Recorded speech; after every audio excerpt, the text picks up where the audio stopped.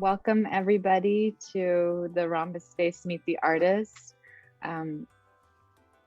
exhibition walkthrough or look through and meeting the artist. Thank you, artists, for joining and participating in this conversation. I think it's getting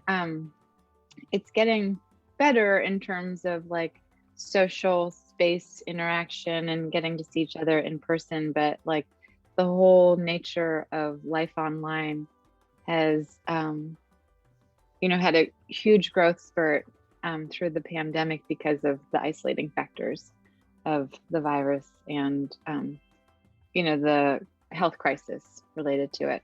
So I started this series at the beginning of the year. It's a 4-part series of exhibitions, and each season is linked to a theme. So spring was growth, summer was intensity, and now we're in bounty for fall. And I thought first they were just placeholders, but then I thought it's such a succinct word that represents a lot and can be really interpreted in many different ways. So then I chose 4 artists, and each one of those artists chose another artist to bring in kind of a expanding social space and artistic dialogue through connection, just like 1-2 points removed or 2 degrees removed. So what I thought I could do is I'll just share my screen and kind of move through the website a little bit. Before I do that, we're going to go through the images, and I was thinking that it'd be great to hear from everyone who's here about their work. So this is the Rhombus Space landing page, and this is the exhibition, and it's called Bounty, and it features the work of artists Enrico Gomez, Rachael Gorchov, Adamnovak, jeanrim, Corrie Slawson, Karla Wozniak, Hollywong, and Etty Yaniv. Looking at the artist's work through the lens of expansion, optimism, and generous expression, Bounty is a third in an installment of online exhibitions that connects artists working in different regions of the country. This is jeanrim's work, and it's 46 more to go. This is a piece she made to celebrate her birthday. She's also a masseuse and a healer and a very sort of all-around spiritual, nurturing person. And so each of those amethysts represent a year of her life. And she then has been working into these surfaces with carving tools. I think they're like wood carving or lino carving tools. She shows a lot of it on her social media feed, but what's fascinating, I don't think I made the connection earlier, but it's kind of a similar motion as is massaging, like a kind of upward moving energy, like taking tension out and revealing. And then there's also, to me, a little bit of a, like, those candy gobstoppers, like the layers of candy and sweet. So it's really physical and playful and fun. And that's very much, if you have a chance to meet Jean, she really embodies those things. So this is Karla Wozniak's work. She's based in the Bay Area, and she lived in New York for a while, and that's where we first met. But she really is dedicated to painting, especially oil painting, and just I've shown her before, and I think of her as kind of like a painter's painter. Like, she loves the texture and the juiciness of oil paint, and like all of the things you can do with brushwork. So this series, when she talks about her lexicon, so fire, shapes, and silverware, you can see that like here's a spoon, knife, and fork, and the different shapes. Here's the fire and the star. She's really interested in, like, as a very accomplished sort of pedagogue and academician, I'm not surprised that she's really interested in the acquisition of language and learning that she's witnessing in her daughter. So this, like, how signs become discrete and intelligible. Like I feel like she's working with that in these spaces. Some of her earlier works depicted landscapes and abstraction, where there's riffing off of the shapes and structures of the space. And before that, she was really interested in these sort of anonymous sort of urban spaces that have these boxy protrusions and compositions just based on like, you know, the chance elements of how architecture and storefronts and signage compete for visual space. So let's continue. Okay, Enrico, I know you wanted to speak later, but your work is up. So hi, Katerina. Yeah, I had full disclosure for everyone who was on the Zoom and listening on Facebook Live. I had written a really quick email to Katerina saying, "Can I go last? Because I think I'm going to be late." But I wasn't late. Okay, great. Yeah. The subway gods were, for once, in your favor, playing along, being kind. So thank you, Katerina, and thank you so much for the show. It's such a treat, honestly, to be participating and to have something.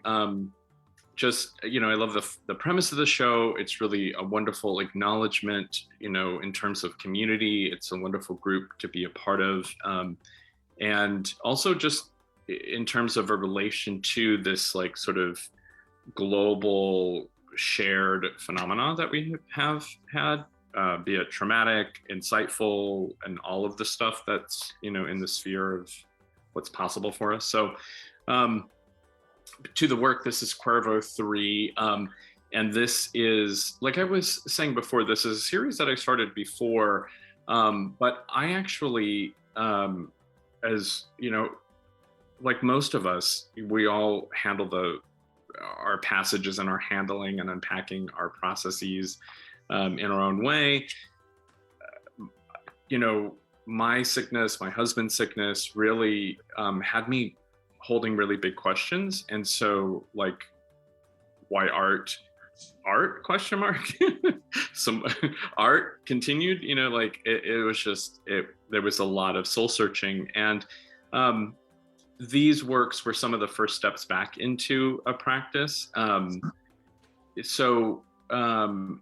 what's interesting is that, you know, these are the myth around crow, and why I love a lot of different animal symbols. And one of the symbols with crow, there's all sorts of different mythological tales about crow, but there's one in particular that really spoke to me, wherein crow, a creature of curiosity, you know, they like sparkly things, and I relate, you know, couldn't stop pecking at its shadow until the shadow consumed it. And so it's a marker of, you know, can be seen as this marker of the shadow side of self, the secrets, what's deeper motivations, real kind of soul searching stuff.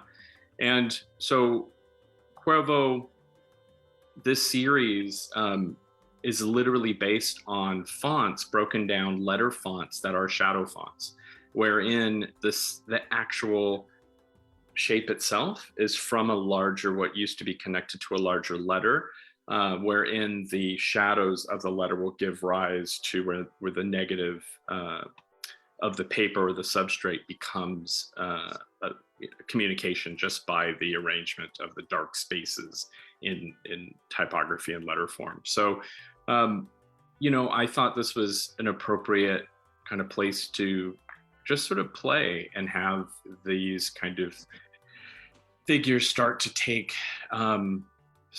shape, start to take flight, and, you know, give me some kind of, you know, I'm thinking about moving through these. It was, you know, kind of reflexing wings, or, you know, kind of, you know, reorienting myself to practice. So yeah, I'm not sure what else to say about these in relation to the show, but they're, you know, ideally an ongoing series, playing with those themes. Yeah, there's definitely a feeling of it's like a solid base with expansion, you know, that moves into a sort of ethereal, like where does it end? Where does it stop? And that's that nice little border inside the work. Feeling really deliberate, like it's not just, it implies an open composition in a way, like that it should go off the edge, but there's that little bit of air relief around the sides, makes it feel very, it's like expanded, but you know, not unhinged expansion. It's like pushed out towards the edge. Yeah, very poetic. Okay. Corrie. Hello. Hi. Welcome. Hi. Sorry. So hi everybody. So just a quick, so Jean actually asked, like, was the reason I think I'm here. Jean and I went to Parsons together in the 90s. So we were schoolmates for Bachelor of Fine Arts. But I live in Cleveland Heights, Ohio. And gosh, I mean, I'm gonna try to keep this brief, but honestly, like all this work, the two pieces that are in this show, and then a lot of the work that I've done since then and that I was working on through COVID, has to do with sort of both personal experiences with the kind of late capitalist kind of blue chip art world model that I was thrust into through my print practice, and then kind of walked away from through a collage practice. So if that makes sense. You know, basically I was put in a position where I was asked to make a series of prints that was absolutely impossible to make by hand, and put through this kind of strange art world process of feeling very, very badly about myself and having to work through it. And what I did was in about 2018-19, I started making just a series of collages about excess, about mind and extracted resources, about who gets to enjoy those mind and extracted resources, and who suffers from the fact that those resources were obtained in this way. And then our relationship, I mean, here in Cleveland, you know, we're a Rust Belt town. So this idea of jobs lost, of systemic racism as the way that urban planning has kind of occurred, all of these things weave into sort of the explorations of my work, and that has been the exploration of my work for 20 years. But very specifically to this, that Stegosaurus is our sort of, not animatronic, but he's this like fiberglass fake sculpture of a Stegosaurus and what they might have looked like, you know, back in the Pleistocene, or, you know, the era that Stegosauruses were walking the earth, and kids climb on it, and it's this toy, but it's like a teaching thing. And I'm just really interested in how human beings feel this need to kind of control nature, to understand it. And then when nature tells us what the ecosystem needs to be, we don't like the answer. We don't like that we're destroying the planet. We don't like the news that we can't keep doing things the way we're doing them. We like the goopy rococo. We like Fragonard. We like swinging on swings with beautiful dresses, and we don't like the news that we can't keep doing that. So in a weird way, when I say I'm working with and challenging these kind of master painting conventions, it's like I want people to understand, or I want my viewer to understand, they're looking at something that's not historic, but I made it in a way that a historic painting was made. I made it by employing the grisaille, but I used the grisaille through screen printing. So I appropriated imagery, I stole, like Polka or Richter might have stole, but then we paint on top of it, but then we print on top of it. So it's like this weird, crazy like appropriation, and also I know how to paint. And it's this kind of maybe uncomfortable sort of dichotomy between ability and taking what's just really bountifully available to us. So so that was like the painting you're seeing here. Was I had a show at the Massillon Museum. I had a solo show during the pandemic that basically like 400 people went to see because it was during the pandemic. I had never been to the Massillon Museum. I sort of sheepishly admit, because I live in Cleveland, which is the bigger city, and I didn't realize that we had this kind of amazing small encyclopedic museum 45 miles away. But I had a solo show there, and I had to make all of this stuff and present all of this stuff during this pandemic. I also was creating a ballet at the time.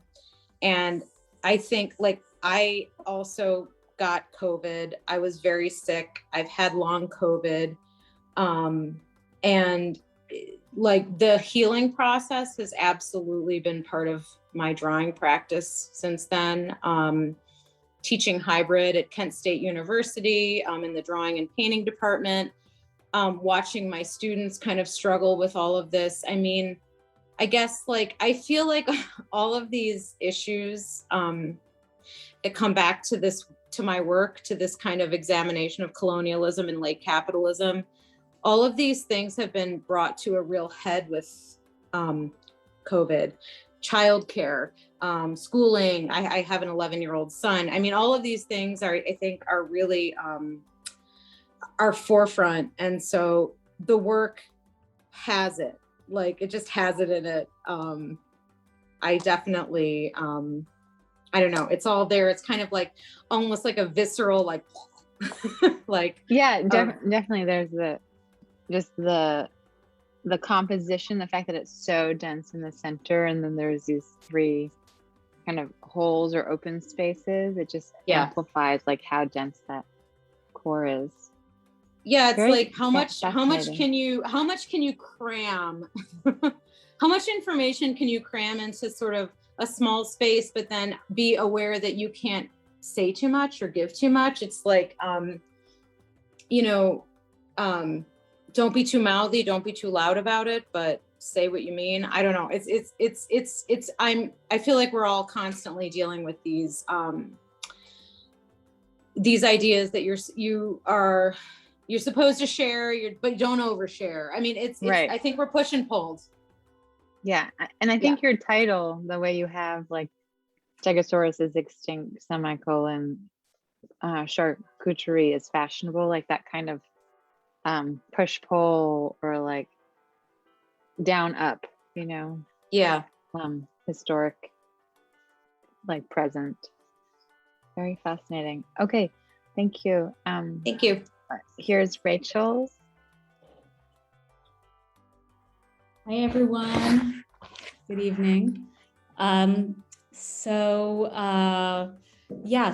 my work really changed a great deal in a very exciting way, in my opinion, in the pandemic. I was thrilled to be participating in this show.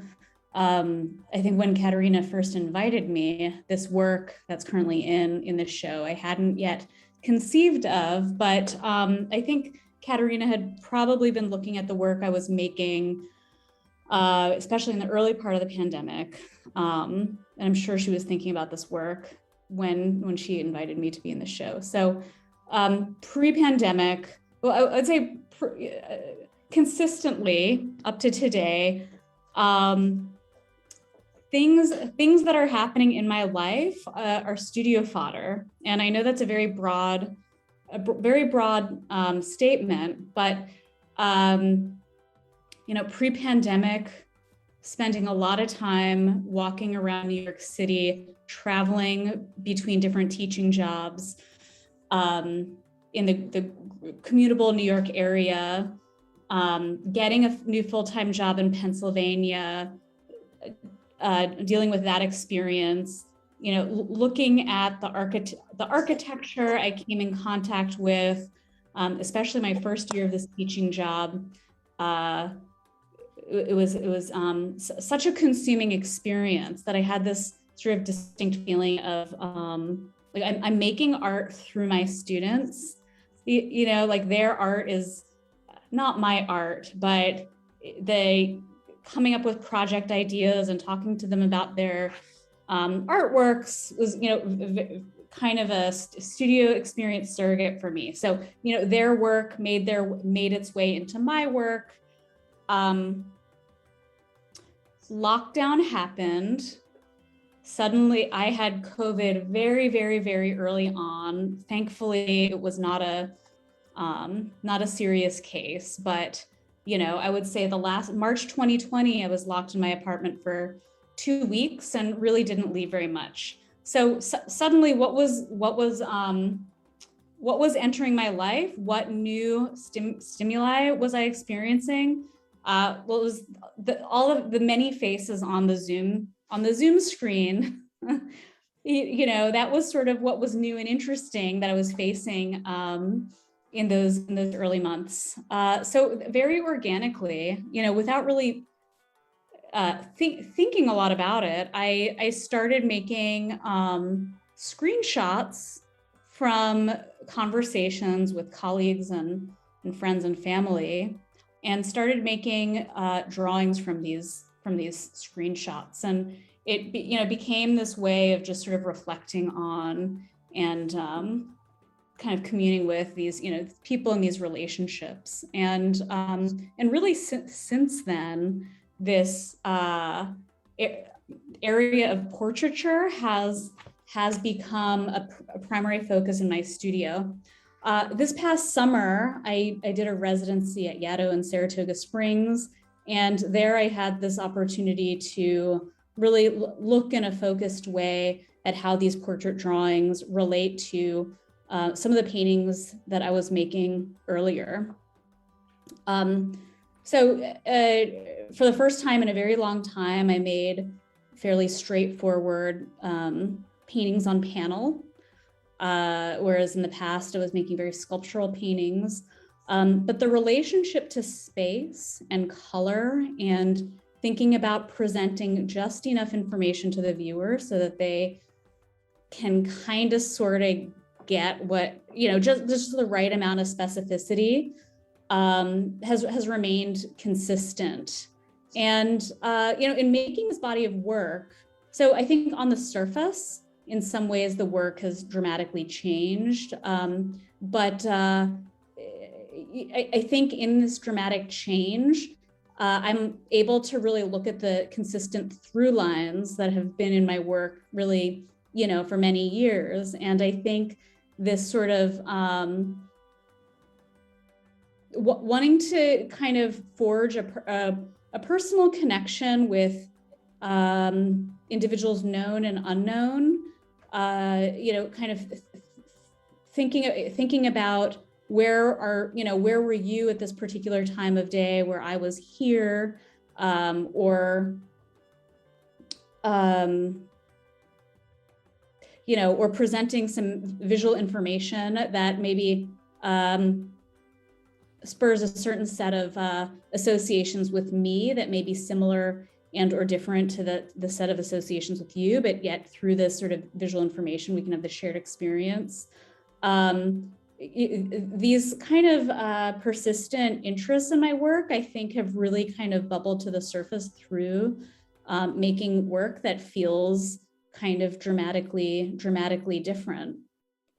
So the paintings, I think one painting is, this one is of a friend and colleague who is living. The other painting in the exhibition is a family member who passed right before the pandemic. And so, that's also, I think, interesting to me, kind of how these personal relationships with these individuals inform the paintings. Thank you. We'll continue. All right, Holly, please.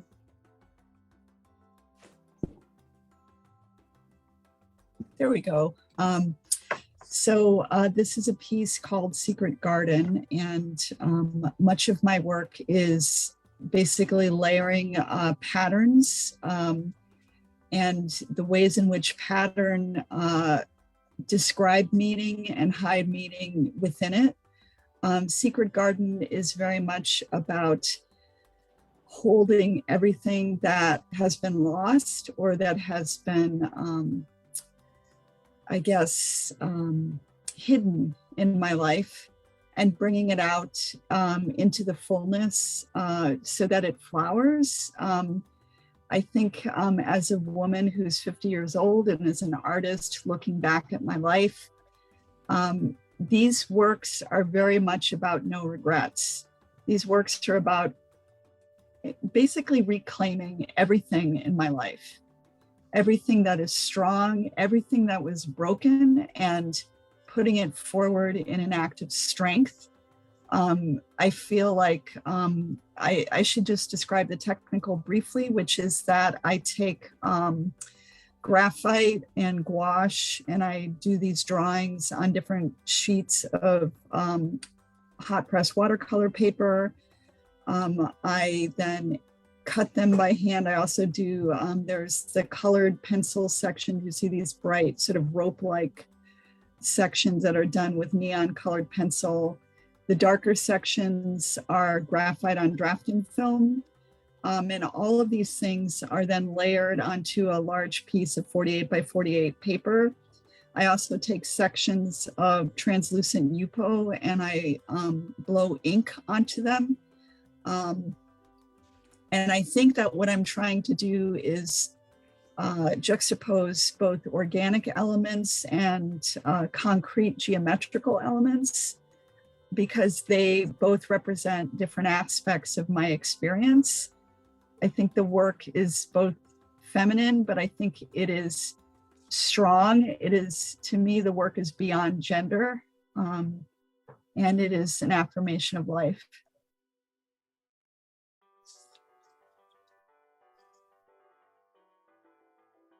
Thank you very much, Holly. Etty. Wow, these are tough acts to follow. Thank you so much for inviting me, Katerina. It's such a pleasure to be with all of you and to be part of this show online, but still a very vigorous and show that there's a lot of thought behind it. So these are, what I have here is a small scale, very intimate painting that I made during my residency at Mass MoCA. And that was also during the pandemic. It was a sort of a kind of a break in the pandemic, that it was a little bit better. In September, it was a fall time. And usually my work is large scale, and I kind of, I do also painting, and my paintings tend to be small scale, and it's like this huge scale in environmental kind of immersive environments versus the small scale paintings. And in Mass MoCA, I just fell in love with the nature around there, and I responded to that. So I made a series of paintings like daily of the nature and the industrial. This particular one does not show the industrial, but it is actually a close-up of a sort of a canyon there. They have a stone kind of, gorges, and it's really quite spectacular landscape. And I just responded to the landscape, and I think that the pandemic and the closure brought something in me that's kind of the inside and the outside, and what does it mean you kind of live in your own mind during this time. And like Rachel was talking about the Zooms, and the interaction with the outside world is so disrupted and becomes very unique to this particular time. And when I was out there in the Mass MoCA residency, I was able to go outside and kind of really connect with the environment, and that was a specific, very interesting link that I created with the landscape. And that's all I wanted to do there, is really to respond to my immediate environment outside. So these are the series. Thank you. Yeah, I've seen your larger work in person. In the color palette, there's a carry through on the color palette and the sort of, maximal texture from the, even though you're changing materials and changing scale, that's definitely a carry through. Okay, this is Adam Novak. And Adam Novak is based in Philadelphia and has lived and worked in San Francisco and Los Angeles and New York City. And I think that that's also a trend in the art world and just in the United States in general, this actually moving away from the coast. I started by saying we're well represented on both coasts, but I realized that people are also leaving New York to go upstate or to go to the Midwest and vice versa. Or the same thing is happening on the West Coast in California.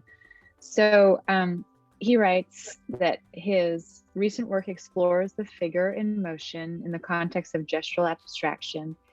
And I really do see a lot of similar kind of bold, color brushstrokes in Adam's work and Rachael's work.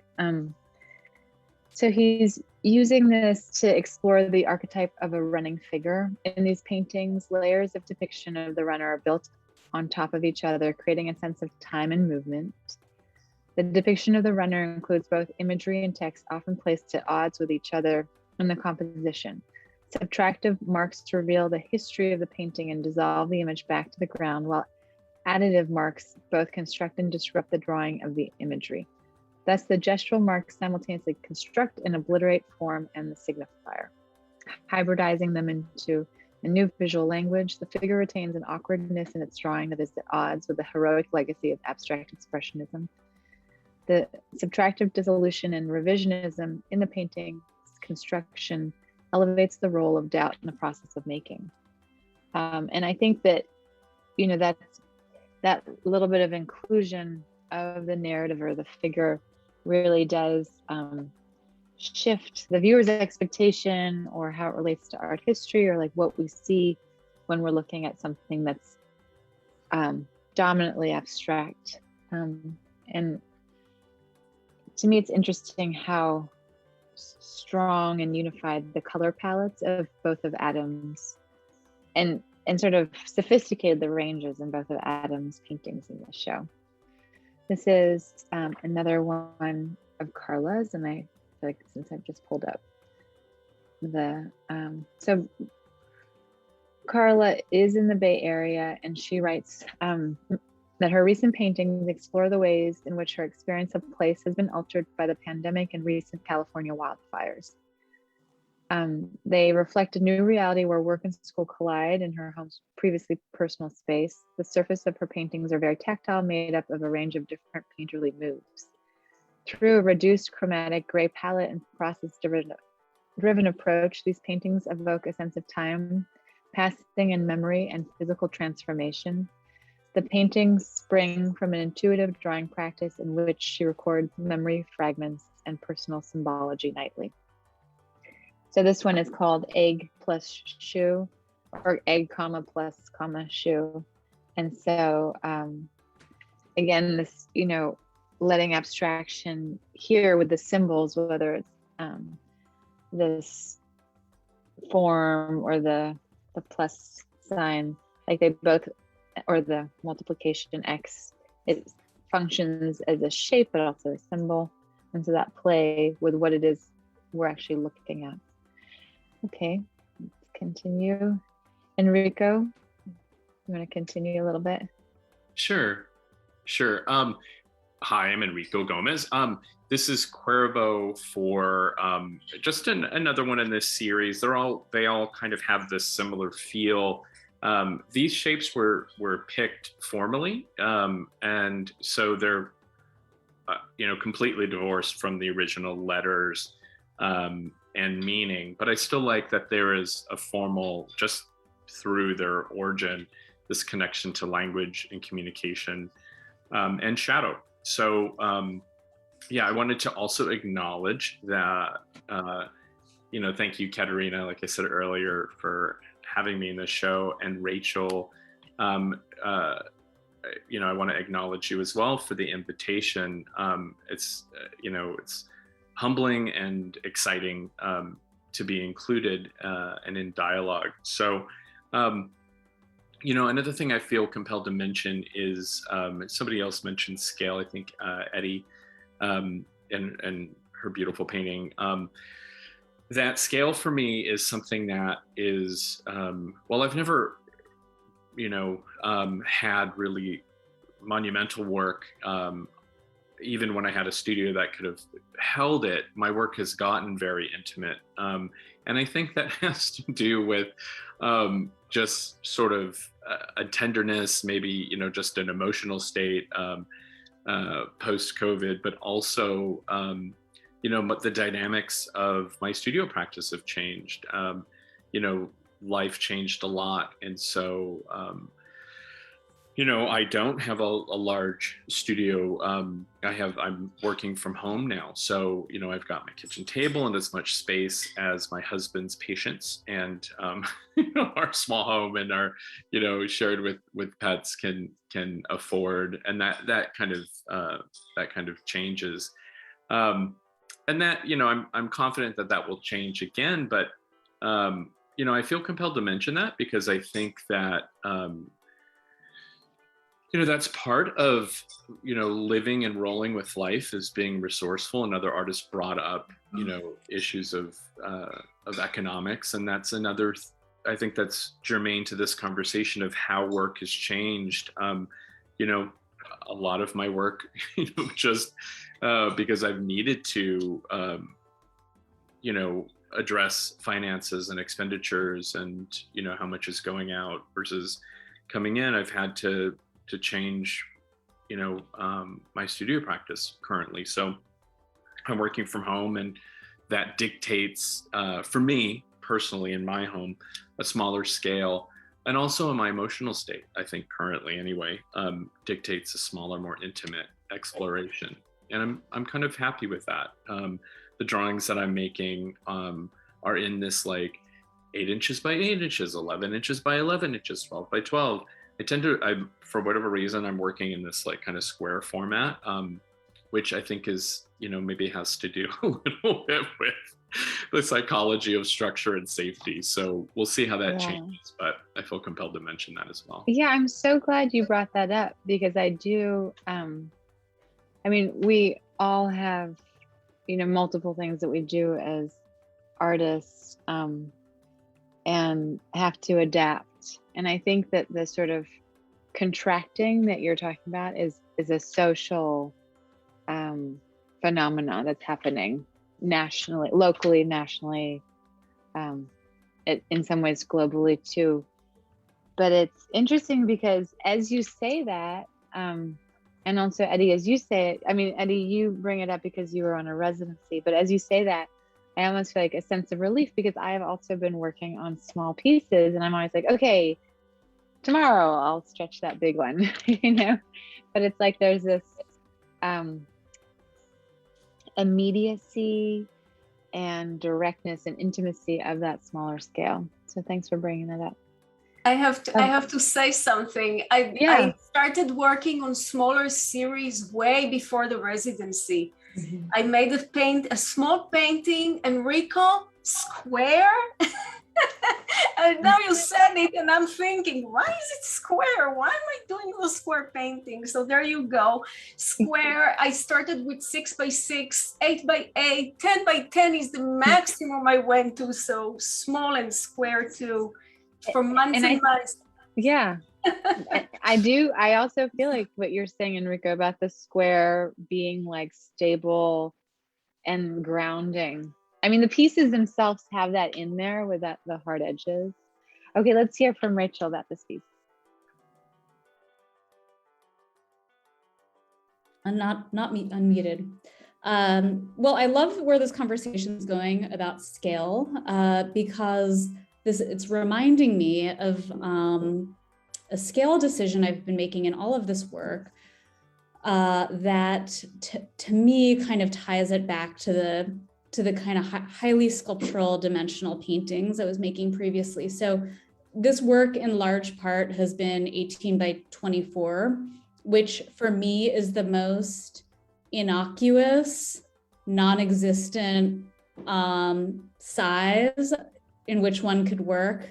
And I feel like, and for me, it has to do with just erasing the object as much as possible and really focusing on the painting and on the image. I actually have this big panel right behind me that I've been trying to start, and then got some smaller ones just to kind of play with this idea of scale. And what I'm realizing is that as long as I'm working in, at least for now, in this sort of straightforward painting and drawing fashion, I really want to stick with these highly standard sizes to kind of erase the object as much as possible.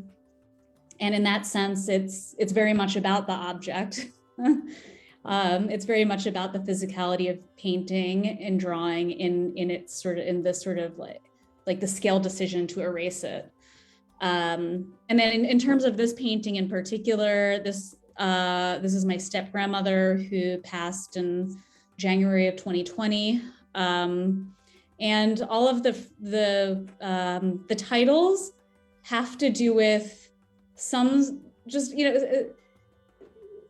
that they've said, or maybe an inside joke that we had, or just, has to do with sort of a shared memory. So she was a very kind of pragmatic person, and we used to always get together at Christmas with my stepfather and his siblings, and she kind of said very matter-of-factly one night, I didn't love any of you until you're 3 months old.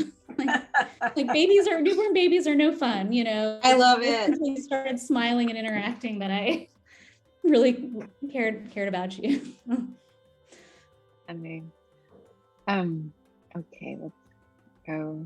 Hollywong. Thanks so much. I wanted to also, first of all, thank Etty. I've admired her amazing work for such a long time, and I felt so particularly honored that she would want to invite me to the show. So I do hope I meet you in person someday. The next time I'm in New York, for sure. And then to Katerina for this wonderful show, for having the faith and the courage to continue to put together shows despite all of the uncertainty and the unknowns, to continue to have things grow. And also to all the other artists, Corrie, Rachael, and Enrico, whose work is just so inspiring. And it's such a privilege to get to meet all of you. This piece is part of my series on Icarus, which was very much about my feelings of feeling like I was flying too close to the sun in my own life, but not being able to stop. I balance a full-time job, and I also make my studio work. And a lot of times to accomplish that, I have to get up at 2 a.m. before work. So a lot of times I feel literally burned. So this series was very much about feeling that, but also being okay with that, feeling that, in chasing the beauty, there's strength in that. I use, so basically I started with painting the paper. This is 12 by 16. I paint it and then I burn it with a candle. And then I layer the graphite on it. And a lot of these works are about erasure and things being both seen and unseen. I left the center of the work invisible because I want people to sort of relate to what is there and not there, and to also project their own experiences into that. So I'll pause there. Okay, thank you. Yeah, very, it's a great metaphor, Icarus as a character or a myth for this, you know, like energy and striving and burning out and balance. That's a lovely piece. And this is Jean's piece. Corrie, since you went to school and have known Jean for a long time, would you like to speak a little bit about your experience with her, or what you know about her work? I'd love to hear your perspective. Absolutely. So Jean and I were together for our 4 years of bachelor's at Parsons, and it's really interesting to me. So, you know, social media is so crazy because Jean and I lost track with each other, you know, like after you graduate, and then it's the like late 90s and the early aughts, and then we found each other again recently, I would say in the last 5 years on Instagram. And I'm seeing Jean making these carved paintings. And I just, what I know about Jean is, and the reason we always deeply connected is she's a deeply spiritual and sort of like a person who just feels the world around her, and is so insightful about what she's experiencing at that time. And she and I connected on that level. She also really heard me. It was a really interesting experience because I came from, you know, I'm from Cleveland, which is not like by any means like a non-urban place, but I was really struck by how urban New York was. And I missed nature, and she would be my park friend, or she would be the person to go up to the cloisters with me. And she would be the person to kind of like want to experience the vibes, right, of nature and the natural world. And she always kind of felt that. So it was really, and she and I took a bunch of printmaking classes together. And it's so interesting to me as a printmaker myself to see her using, I love it. It's just like to see her using this print practice as a means to unearth the paintings below. It's like this really great way that she kind of both uses the kind of like aesthetic of what she's made, right? We're looking at the surface and we're experiencing this work, but it's because of these layers and layers and layers and layers and layers of work she's done before. It's like the foundation she's put forth, and then she's unearthing it and she's deciding what she's going to show us, but she's also letting the chance take over, because you can't control, those tools are hard to control, right? You control them to an extent, but then you have to let some of it happen. So I love it. It's like her work really vibes and like vibrates with this tension between control and letting what happens happen. Yeah, I'm so glad you brought that up, because you know, she's a very conscientious, but very free-spirited person. And so you have, but in that work, or in this work, you have both like the conscientious layering of paint and paint, but then just like it's all purposeful. Having the trust and like going with the flow and finding what is what she carves out and emerges. Thank you. That's really insightful. Okay, this is Adam's piece, also from the same series. And I think it's really interesting because it's so, you know, it's so evident in the title that it's about running, but it's so fragmented and layered, and it's so physical in its gestural execution that you really kind of see it as this abstract form. It's again a balance between things that at some times in history, like in abstract expressionism, were seen as complete opposites, like text and figuration and painting gestural. Okay, let's continue. Corrie, if you can speak about this one. Yeah, so this is another, you know, one of the paintings that I made kind of like right before lockdown. And I just wanted to kind of acknowledge and thank everybody for talking about these ideas of scale. and also accessibility. So the two paintings that are in this show of mine are on panels, the 48 by 24 inch panels, but these are those panels that you can buy like at Home Depot. I mean, they're basically like standard birch interior plywood. They're $20. They're super accessible. And my goal with any surface anymore is, what can I make it be more like paper? Like, how can I make this like, so, because there's paper lithography on this, there's screen printing, there's oil painting, there's acrylic, and there's drawing. Like, what can I find that anyone could find, but that I can afford and then I can fit in my house, right? Because my studio's in my house, that I can make and get up the crazy, I have a crazy set of stairs that would be really funny for me to walk with you. It's like Hobbit stairs. But like this idea of both accessibility in terms of the materiality, in terms of like the mental space to, I mean, I don't know, like there are days where I'm like, I don't have it in me to work on anything bigger than like 8 by 10, because I've taught and I've caretaken and I've cooked and I've whatever, like there's so many things going on. It's like, what can I do? What can I make that is something I can just make? But it's I think what we're all kind of getting at is it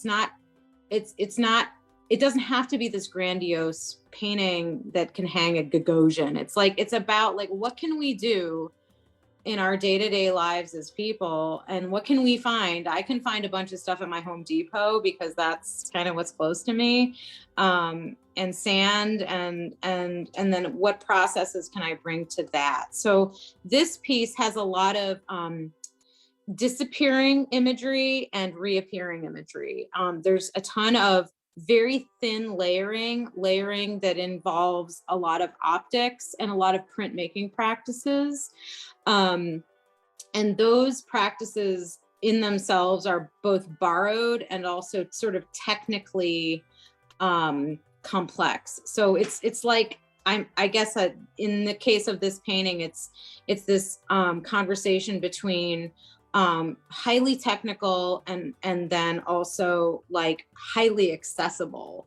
And then I am very much, I know they're very literal, and that's actually new for me to be this literal. I usually like to hide things more, but I'm sort of like, the world's burning up. Why am I hiding anything? That toad at the far right is gone, and it's gone because of people, and we made it be gone. So I'm just gonna kind of get mouthier about it and just be more obvious, I guess, about some of these things that irk me. I don't know. Yeah, no, I find it really refreshing to see it so like explicit in the way you're titling, because you make the way you construct your imagery is like, we do have to work to be able to see everything. So it's a nice counterpoint to how complex and dynamic the imagery is. Yeah, very, and it feels like it feels like there's criticism in it, but it's not like dour, or it's not it's like there's a boldness, there's a vibrancy to it. It's I think what Holly was saying, the unapologetic, putting everything in there, I feel like this work has that as well. And I do think, I see a lot of overlaps between my practice and hers. Yeah, I do too. Yeah, definitely. A lot of even simpatico. The way you use space. And you know what Enrico was saying at the beginning about just like reassessing like values and hierarchies and what's important and all that stuff during this time. Okay, and this is the last piece in the show. Etty, if you can speak about it. Yeah, this is the same series as I made. It's a landscape. And I think that I can relate to whatever Corrie and Holly and actually all of you said before. There's like, it's fascinating to see how each of us is so different, but there are so many strings that are kind of weaving between us, and we can kind of, say the same things in a way. I mean, this is also has a lot of hidden stories inside, and on the surface it's gestural, but inside it has a lot of hidden kind of worlds. And for me, focusing on a landscape is, those smaller paintings that I was doing, and I'm still doing, in a way they're like vignettes out of my larger scale worlds.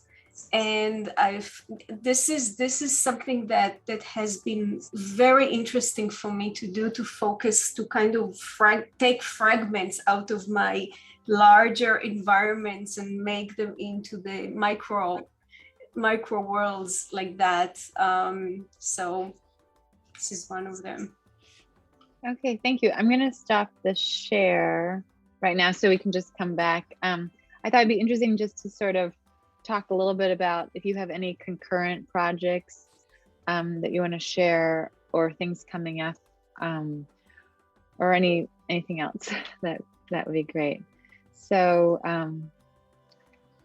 yeah, Etty, you were just speaking, and I know you have lots of projects all the time. So I actually work on some projects that are not for now, that are for next year. So exciting. Yeah. Yeah.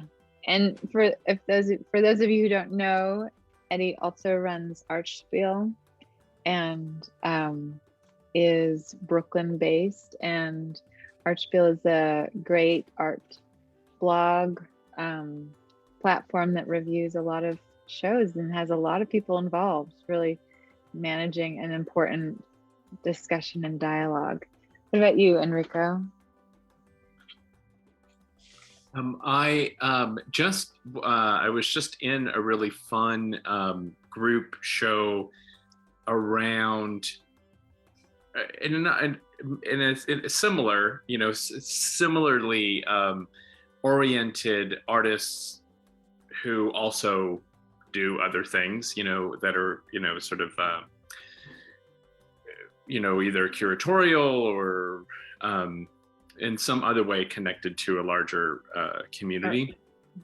And so that was a fun project that was in a space called Petty Cash on Forest Street in Brooklyn, and in what was an old gallery, not old, it's just a few years closed, called English Kills. That was one of the earlier wave of Bushwick artist-run spaces, or just art galleries in that part of town. So that was a really fun project, and I got to exhibit 2 drawings, again, that are like, these smaller scale. They're, graphite and just fun explorations. It was an interesting, for me, exploration.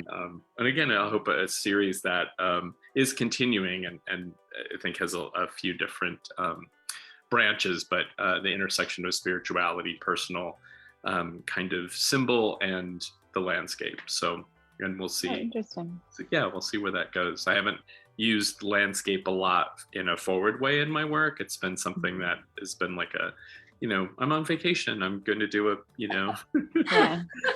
Here's a beach painting. But I figure, I have, works. I have a couple of figure works in the collection of the Leslie Lohman Gay Art Museum. It's permanent collection. And so I have worked with discernible subject matter before. So this is nice to bring that forward in a little bit of an abstract way. So we'll see where that goes.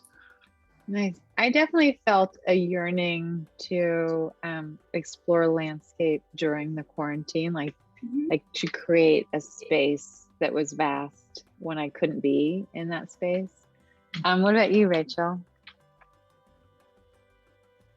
So concurrent projects. So I've been co-running Tiger Strikes Asteroid Gallery for a long time now, and I know Enrico runs Proto Gomez.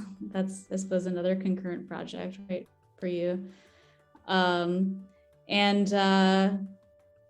that's been interesting in the pandemic time, because we're getting back to kind of more normal gallery programming, but we ran a residency program during lockdown, which inspired a residency that I just ran at my job at Northampton Community College, which was fun, a lot of work, really exciting. I mean, you know, probably why I didn't make any work myself the last few months, but you know, as we're all emerging, I think, you know, my values have really been shifting. My values in relationship to how I relate to the art world, and like what I want my role to be, and like how I want to make my work, and you know, I still have a lot of questions and a lot of things I don't know the answer to, but making this sort of opportunity feels, I don't know, feels like part of the puzzle. Yeah, definitely. It's a really shifting landscape. I did a big tour of Chelsea a couple of weeks ago, and I was surprised that a lot of galleries were closing, and then the ones that were thriving were like supersizing, you know, like extra large. And I think that that's, you know, kind of what's also happening economically in the United States with the wealthier demographics getting a lot wealthier, and then like the middle lower just sort of struggling.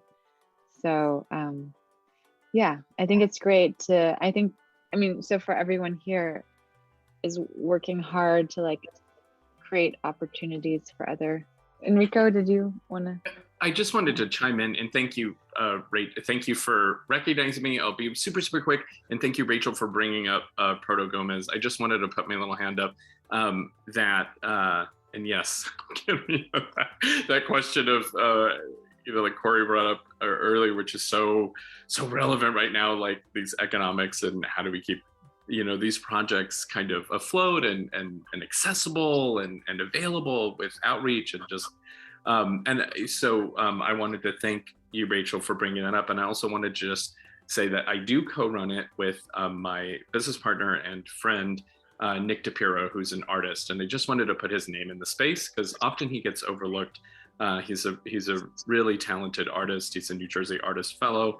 And he often gets like overlooked. And as so many, you know, when we're contributing and we love being in dialogue and community, so just wanted to foreground his name and thank you. I couldn't do that Well, without. I mean, it's an interesting point because I think like people are getting more and more comfortable talking about the multiple roles one has as an artist, whether Hollywong, you were talking about having your full-time job and then, you know, waking up really early and balancing that.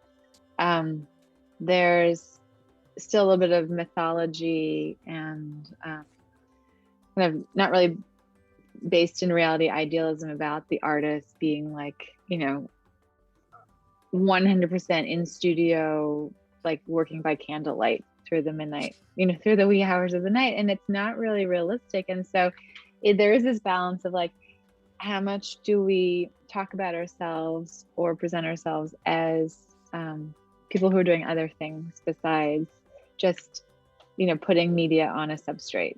And I think that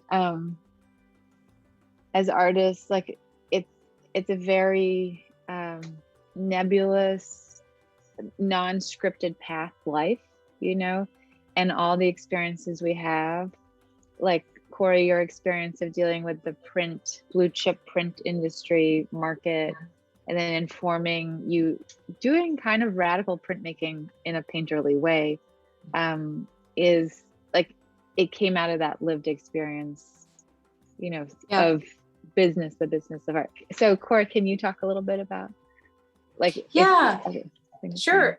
So I'm currently working on the stuff behind me, which are stretch bed sheets, because I'm the princess and the pea, and if I don't stretch it, I'll sleep on it and then it'll keep me up because there was pilling.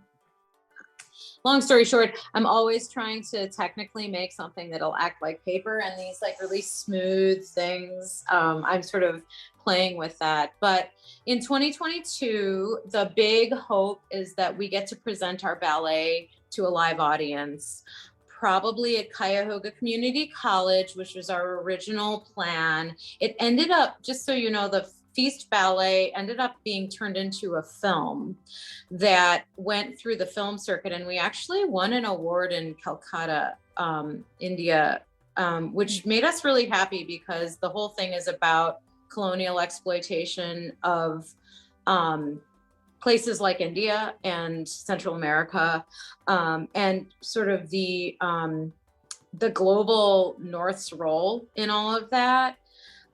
So I'm really excited, and we're also working on a couple more pieces for the ballet in a dance series. We're working on a piece called Snack, which is going to be more of a contemporary piece that's really about kind of the gig economy.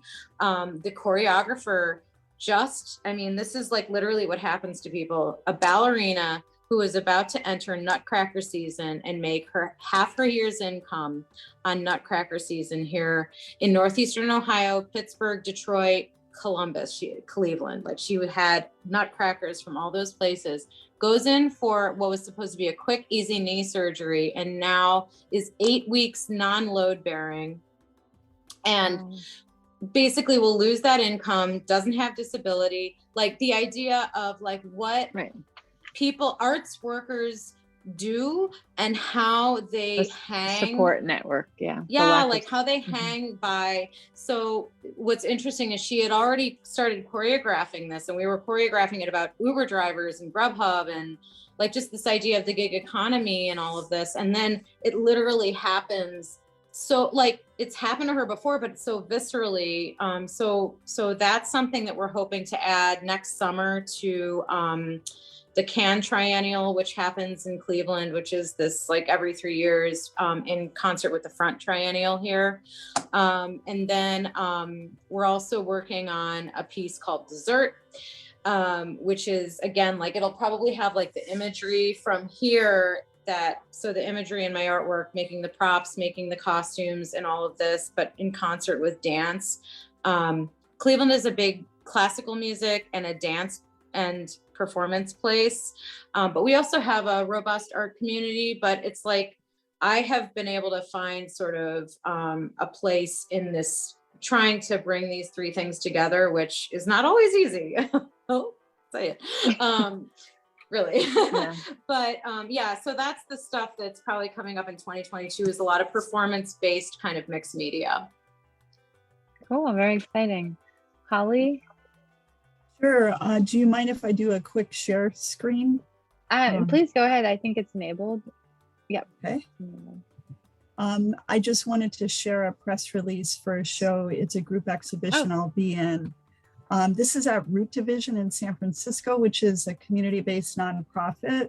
This is a press release for the show. It is a group show of artists working with weaving, bundling, cutting, and layering. The piece that you see featured here is Secret Garden 2, which is the elder sister of the first one in your show. Also 48 by 48, this is a detail of it. So this show will be up from November 5th to the 30th. It is an in-person show. And the reception is on November 13th if anybody's in the San Francisco Bay Area.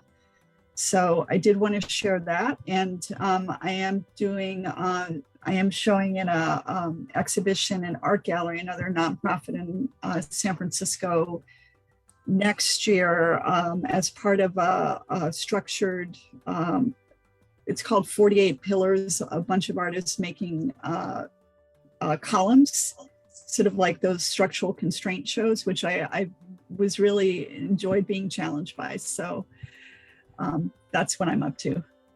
Okay. Well, that sounds very exciting. I'm so glad to see everybody here and to meet Holly and Corrie via Zoom for the first time.